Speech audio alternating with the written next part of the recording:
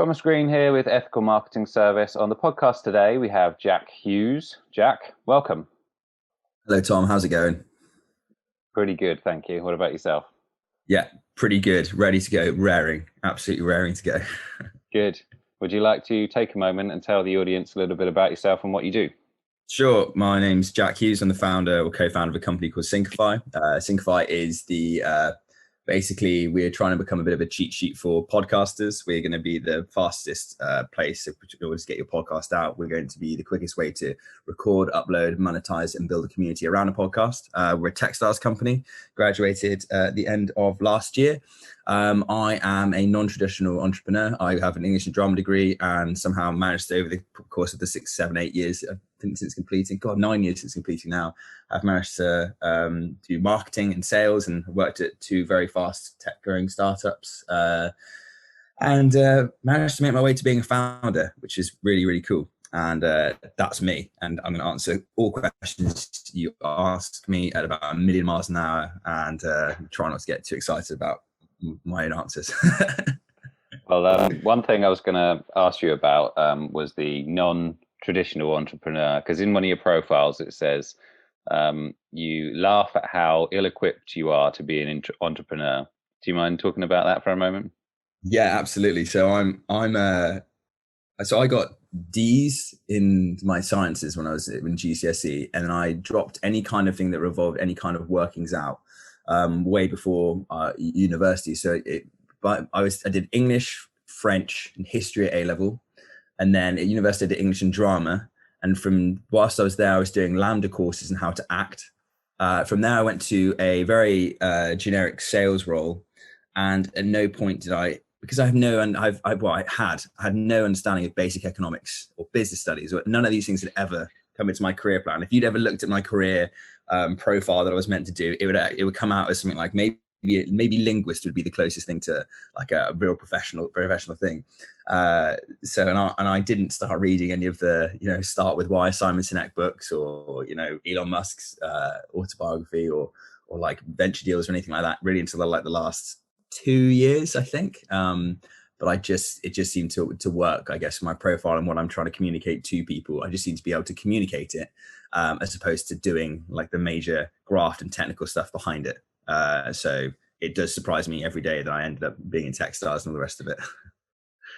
It's cool. And I like the non-traditional approach because it kind of flies in the face of, what would you say, traditional thinking. What would you say has allowed you to, if you don't have that background of, let's say, business and, I don't know, success philosophy or whatever it might be termed, what has allowed you to get to this place where you are right now? Insecurity, I think, and major imposter syndrome.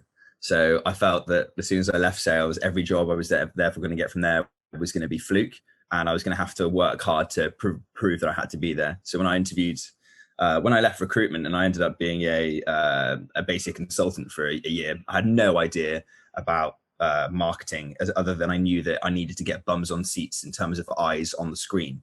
And I knew that I need to do that. I had to make something that was pretty. And if I can make something pretty, people want to look at it. So that is how basic I looked at basic like growth marketing to begin with. And I started talking to people being like, look, this is something you could do. I'll do it for free, but this is something you need to do. This is like garages and things like that. Like, this is something you need to do to make more people land on your website. And then they'd be like, okay, can you do that? I'd be like, yep. And so I would do it. And then I would go, I took that and I did that for a year, lots of different companies, and I ended up growing my profile doing that. And then when I got the job at Sweatcoin, who are some of the hardest interviewers in the world, and at the time they were scaling to between something like 7 to 15 million or something users or people.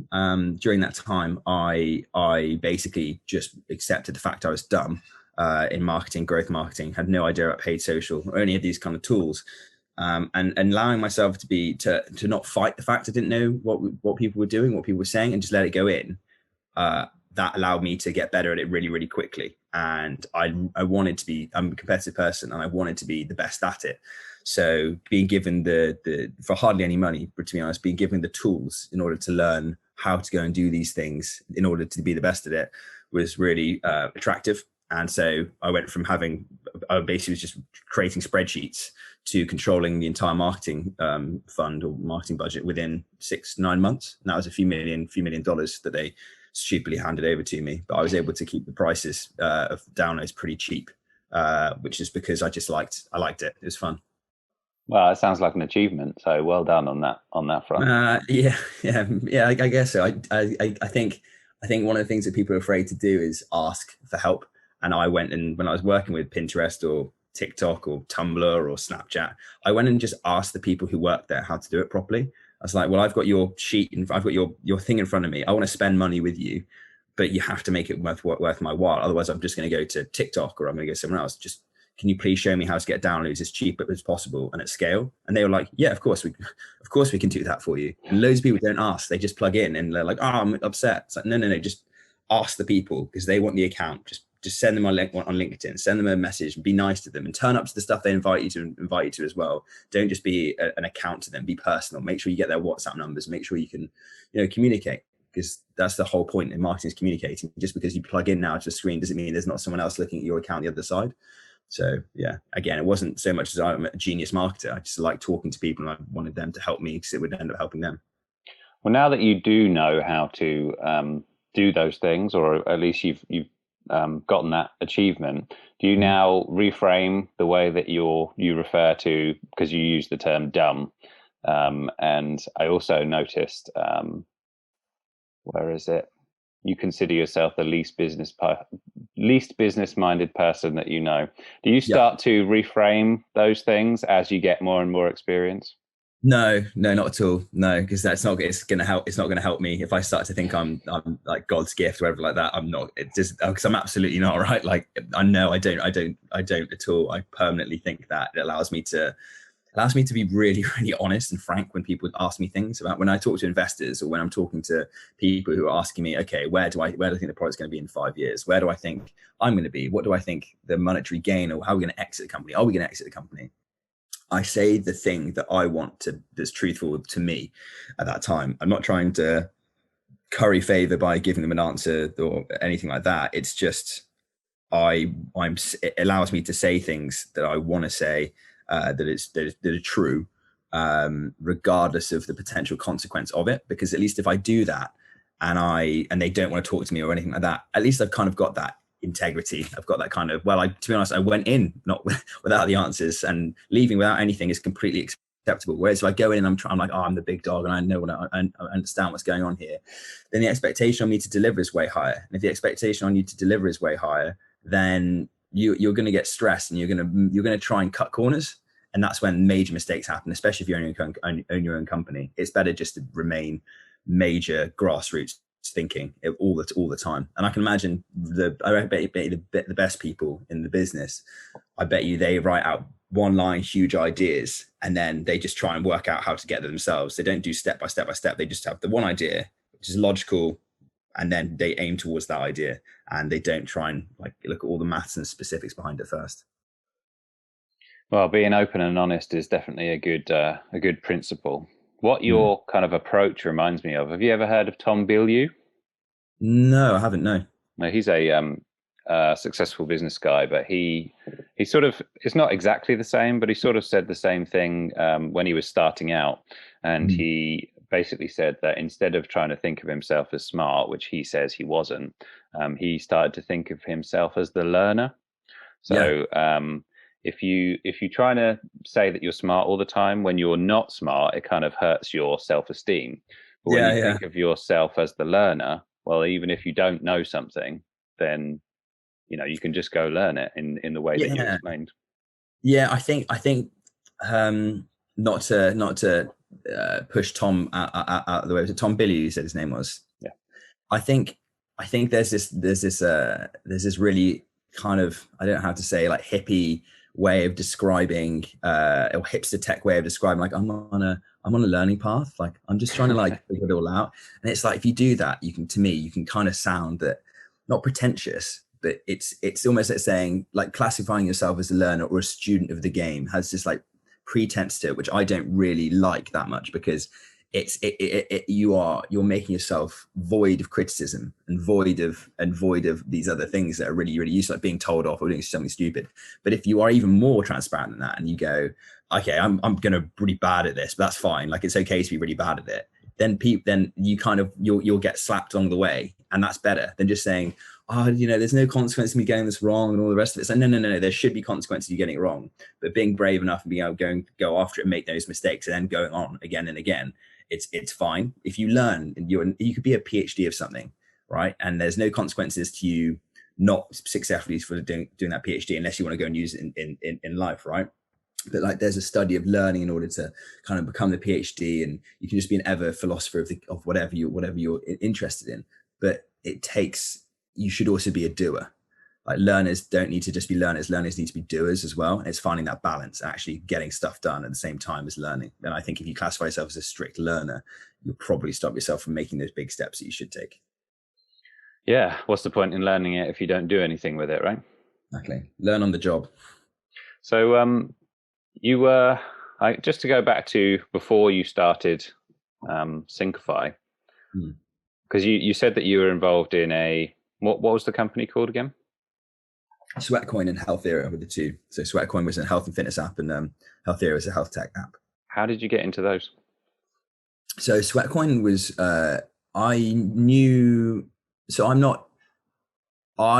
used to really like the life of comfort, and basically what that means, I would do enough work whereby I could just live happily. And what I'd end up doing is I'd get a contract for consulting, and then I would go and do it and disappear for 4 or 5 months wherever I wanted to go. And then I'd come back and get more work and then disappear again. And the work-life balance was amazing. But I realized that if I just carried on doing that, I would never do anything. I would just keep doing that forever. Like 4-hour work week, but without the book and without the podcast and all the rest of it.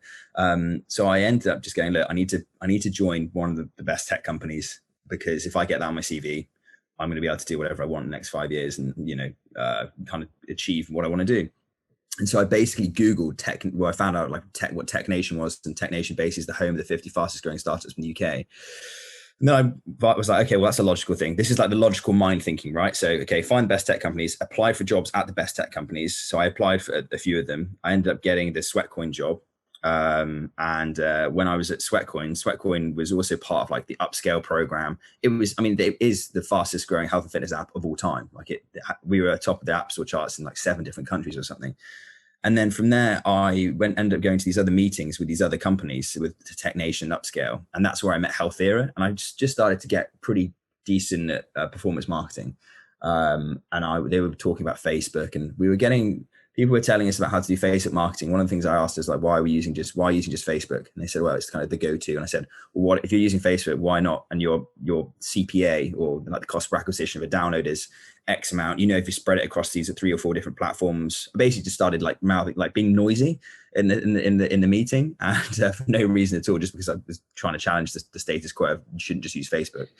And then after that, I met Martin, who was the founder of Health Era, and I ended up doing some consulting for them, just talking about different types of marketing, how they should set up, where they should go about it. So yeah, that's how I got those 2 positions. And how did the last one end? With Sweatcoin. Yeah.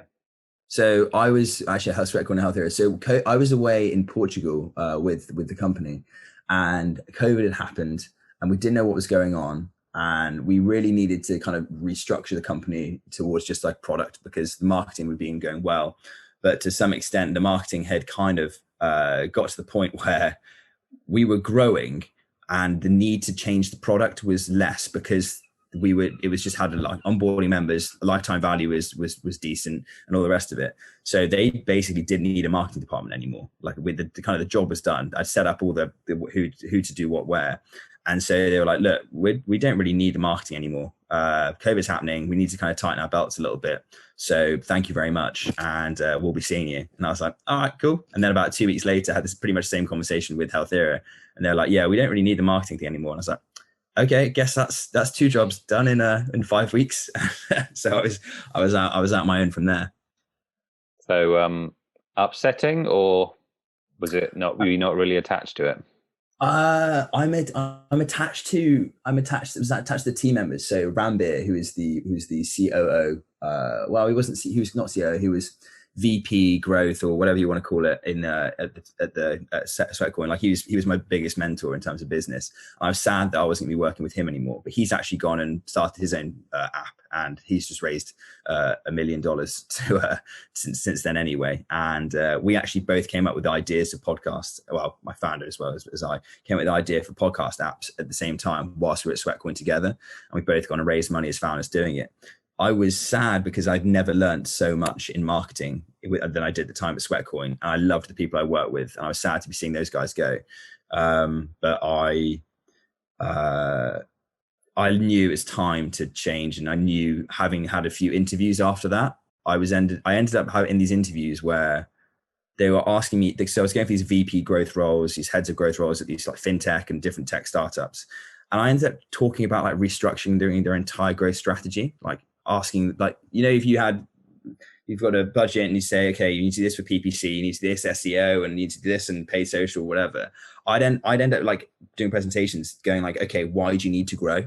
Like, what are you focused on growing for, and why are you growing, and for what purpose? And so my presentations ended up being it was clear that I was angling towards like a founder position or like a C-suite position. And one of the interviews that I had, which was actually for Moshi Sleep, who are doing really, really well now, they just said that I would be unhappy unless I was in charge. And I was like, you might be right here. Like you might be right. So that's kind of the time where I knew, along with Sam, that maybe my own path is better now. Any resentment there regarding those two endings?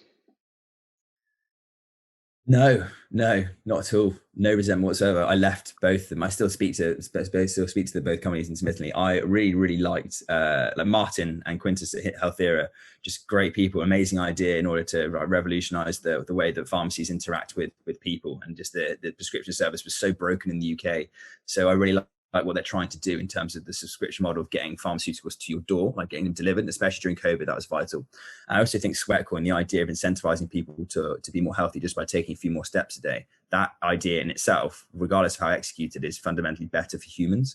So I think any company that does things that are better for humans deserve to have everyone's support. And if their business decisions are going to make their companies more likely to succeed, then they have to take them. So I have no resentment whatsoever. So how long before you... about the learning thing, I learned so much from them as well. I'm really happy that I got the opportunity to do it anyway. Yeah, I mean, loads of skills in that time, right? So it's a good way of looking at it. How long before you start thinking about launching your own company? Oh, after Sweatcoin. So it was April or March of last year, so about a year ago. And Sam had been, had been angling towards starting his own company. Sam's done a bunch of different cool stuff, and he's made quite a few angel investments. And he was just super annoyed with the podcasting world. He thought it was broken, fragmented. He saw a load of failures that happened already, and he needed a co-founder with kind of expertise in a completely different area. And so he approached me and was like, "Look, I kind of need this, and I think you should be doing this." And I said, "I don't like the idea. It's boring. No." And then about a month later, after he explained it again, I said, "Yes, let's do this. Let's like give it everything, and let's just keep going and see what happens." So what changed in a month? I was speaking to my dad. I'm very, very close to my dad. He lives in Spain, and I often feel that when I'm talking to him, we talk about me. Like he's an old dude. He's 77, and I often feel we're talking about me because that's all he wants to know about. He doesn't have any other kids, and he's not married, and his partner lives in the UK. And he's always asking about me, and I was really getting annoyed at the fact that he only has me to talk to and like a couple other friends. And I just felt like if I could get him more in tune with my life in one way or another, then we'd have more to talk about. And I realized that there is actually like Syncify, in a very like drifty, zoomy out way, the ability to see what your friends and family are listening to in terms of podcasts, like just straight off, like as a discovery feature or whatever on the app. If my dad could see what I'm listening to and consuming, he would be able to talk to me about things that we are sharing together despite being thousands of miles away. And I didn't understand that could be a feature of Syncify until I started speaking to him and I realized this. And that isn't like the MVP or like the most important thing about Syncify, but it is part of the product that we can do. Like if I see my dad is listening to something I can just tune in and listen to it at the same time, and then I will be able to catch up with him a later time about it. And I was like, yes, that's actually really cool. So that was probably the main feature for me. And so what happens after that? I tell Sam, I say, okay, well, because he kept kind of going with it, and he was like, how about this and how about that? And I was like, yeah, okay. I said, I've got about enough money to get to do this now. I said, I am going to be giving up I'm going to be giving up all this safety because, I said I joined the other companies to get this career move, and I was going to go like VP marketing or growth, and it's going to be all the bells and whistles next job, and saving towards all the mortgages and all the rest of it. And instead I just start my own startup during COVID and pray that it is going to work out. So I kind of sign on the dotted line and go, all right, man, let's do this. And I've known Sam for 20 years. So I was like, well, I was only going to start a company with two people, either Sam or Rambir. And I was either going to be my own, Rambir or Sam, no other. And the fact that Sam presented his offer first, I was like, okay, let's do this. Let's go for it. So what happens after you sign?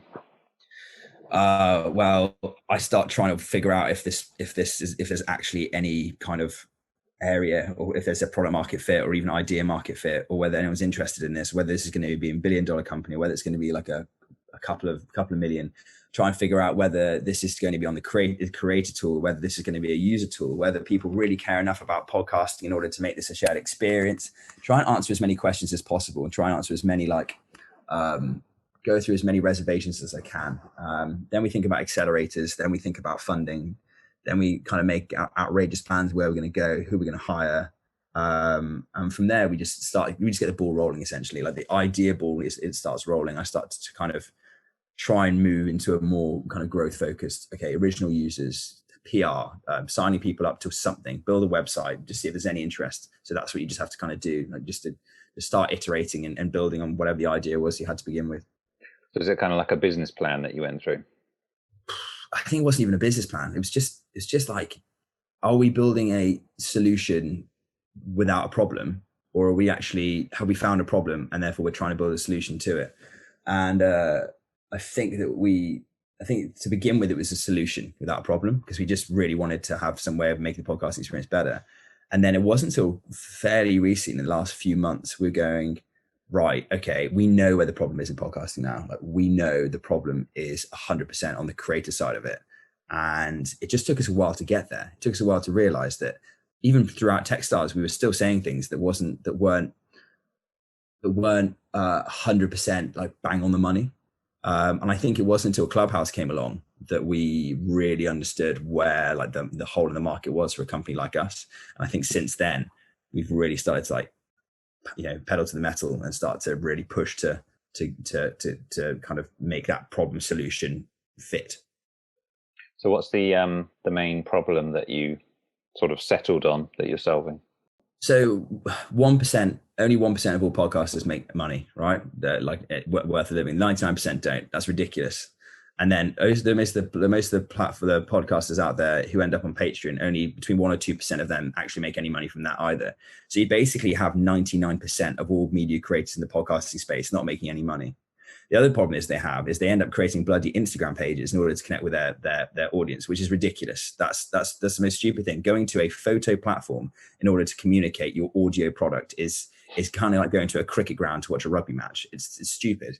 So we realized that if we could just build a way that could turn anyone who is remotely interested in podcasting into a creator and allow them to build an audience and a community around that podcast, that would in fact make it way easier to monetize as well. That is literally all it is. There's no gloss to how simple Syncify is. The easiest place in the market to create a podcast, engage with the audience, and monetize it. So how do creators monetize it? So creator will be able to just come on. For a start, let's say you wanted to join Syncify, right? So you would go onto the website and you claim your podcast. You just go on and you type your podcast in, and you'd be like, claim, this is my podcast. So if you had the app, anytime anyone commented, let's say you wanted to bring your audience on the next episode or on this one, you go, join me on Syncify. I'm going to be there commenting. If you have any questions or you want to comment on how much of an idiot that Jack guy was I just interviewed, come onto the. I could never say that. Come onto the app and you'll be able to comment. And so you'll actually be able to see people. whilst listening, commenting on the app itself, or commenting on the episode, and you'll be able to engage with that. You'll be able to build like get rid of that third wall. Because I'm not sure if you're using Anchor, you have all the statistics, everything like that from the different ones. You don't know who these people are. You have no idea about them. But so what we're doing is we're giving you the opportunity to actually engage with them and see what they want, see who these people are. And so you're going to get closer with them, and you're going to kind of really build that community. And that way, if you can actually end up getting close to them enough where you go, hey, do you mind tipping? Do you mind, paying £1.50 for this episode? That's a way easier conversation to have in front of people, as opposed to like behind the door going like, anyone going to give me an ad deal? Those conversations don't happen. So that's the game. And Clubhouse has shown how you don't need to be a professional podcaster in order to have an audience, right? You just don't need to. It sounds like Syncify might be a social media platform. Yeah, it's a social podcast player. Like that is it. It's so weirdly fragmented and isolated as an experience. Like millions of us listen to podcasts now, millions of us. And there's a litany of failed social podcasting apps. Breaker had an exit, and in case people are just listening to that, I just did my inverted commas with my fingers, had an exit. I can't believe the podcast space has remained as completely. It's also the way people are going about trying to corner the podcasting market. It's like, you probably do you identify as a podcaster? Are you like, I am into podcasting, I'm a podcaster? Like I know that there are people who just, that's all they do, right? They just want to make a living from the podcast. I say I have a podcast, and I spend an awful lot of time doing it. And how many do you listen to? A lot of podcasts? I did. I don't so much anymore, mainly because I'm busy. But, yeah. Well, it's weird how, like, I know people who identify themselves as podcast lovers. Like, they love podcasts and they love the whole idea about it. This kind of radio that you get to consume around your favorite people in your own time, right? And for something that is so unbelievably enjoyed by so many people, the fact that people have never been successfully connected around it is so mental. Like, it is. I don't get that at all. And I think that the fact that it hasn't worked out before means that people are scared of trying it again. And that's why you see the likes of Spotify doing land grabs in terms of Joe Rogan deals. And you see people buying out like likes of Stitcher or Gimlet Media. They're afraid of going and revisiting this model of socializing podcasts. But it's actually, the way it was done before was to be just making people try and be social with one another around the podcast. There was no incentive for the creator to be social with their audience. But what we're doing is going like, no, it starts with the creator. The creator, to get the benefits, to get the monetization, to get that kind of community feeling, they need to be the ones drawing the audience to the platform. They need to be the ones ready to engage. They can't just put something out there and expect people just to come to it through Instagram or whatever.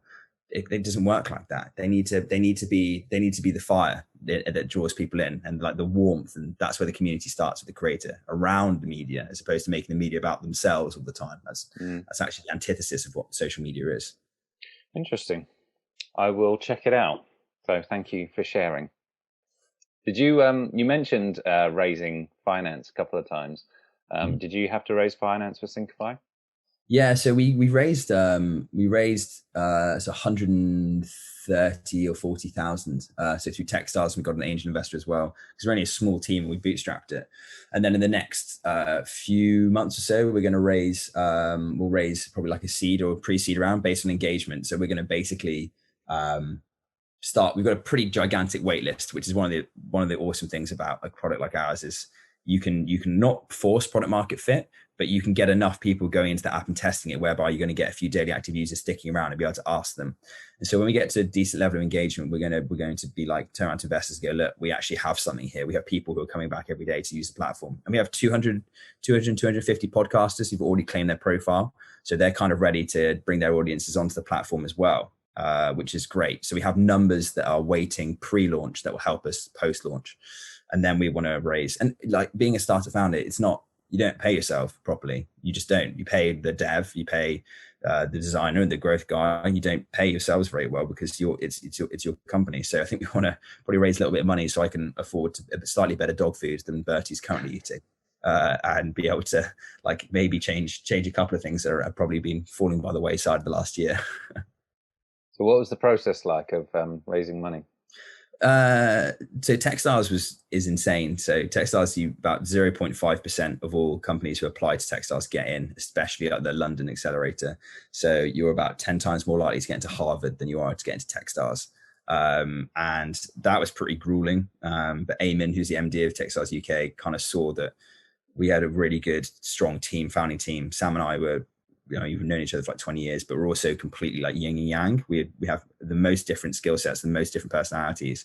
So we're not just like two clones of one another walking in and around the room, just kind of echo chamber. We just end up screaming and shouting at each other. And that's the best thing you can have in terms of like a team dynamic, because nothing gets left unsaid. Everything is, well, usually by me, to be honest.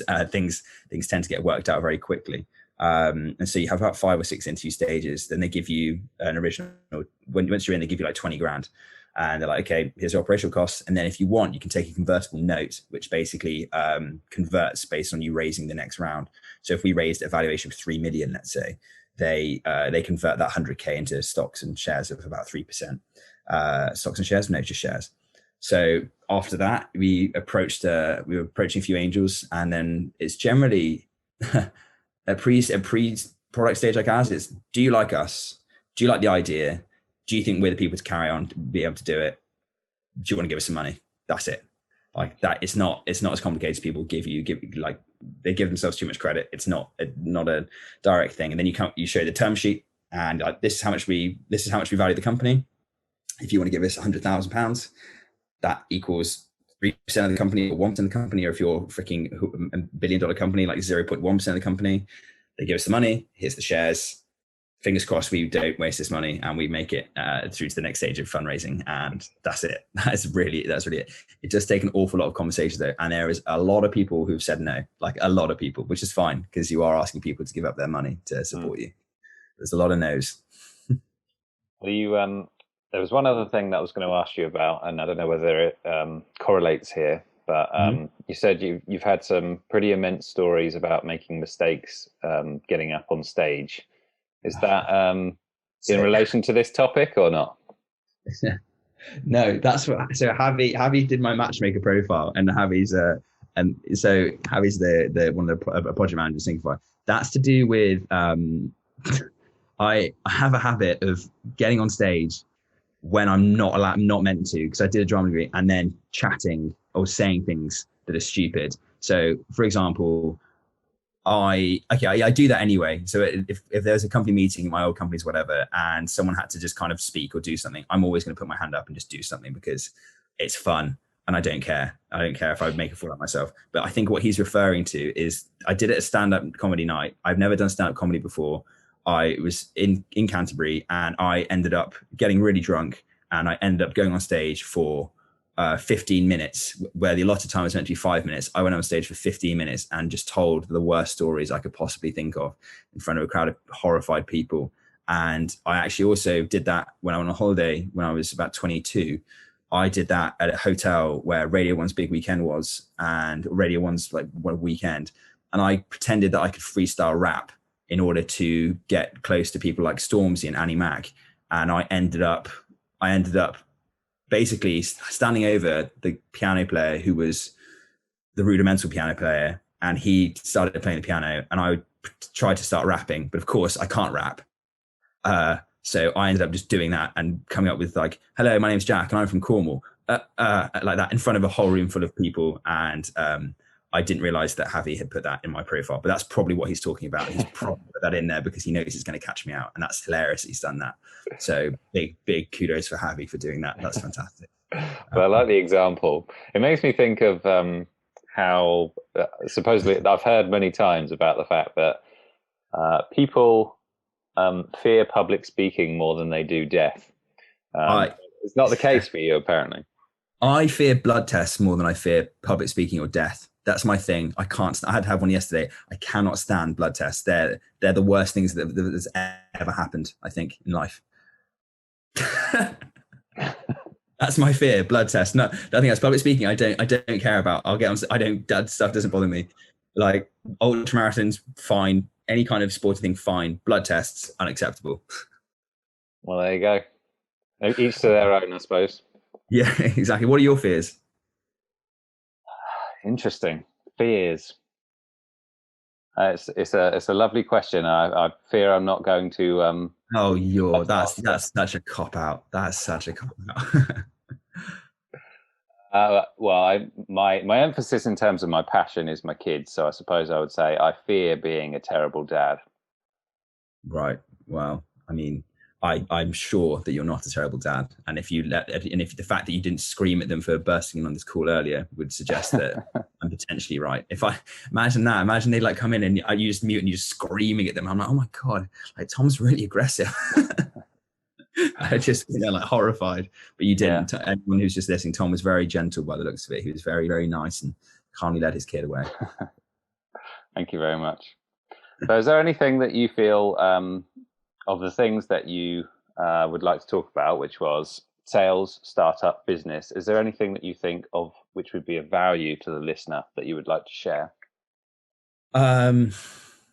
Yeah, don't stress about things like I did, and don't panic about how successful you're going to be in business, because to be honest, most like 99% of things are going to fail anyway. So if you've got an idea and you love it and it's something that you want to pursue it without it potentially thinking and framing it as a business first. Like pursue it as a passion, and if you can make some money out of it, fantastic. But don't think about like the noughts and crosses and the dots and the investment, all that kind of thing. Write it down with like literally a biro and try and figure out if it's something you actually really want to be doing, because if it's not, then you're going to quit anyway after a year.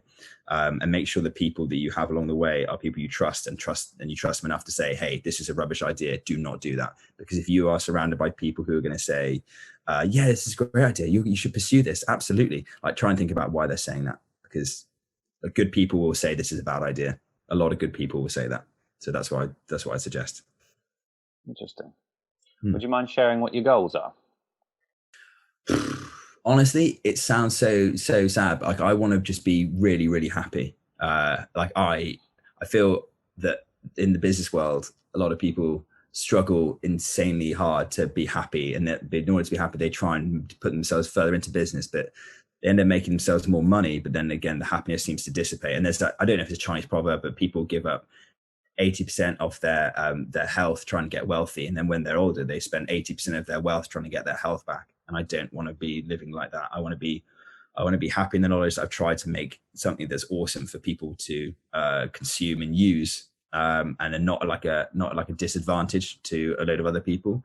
I think you can get wealthy and provide really awesome things without it costing people. I also think that's the best thing about technology as well, because it's a digital product.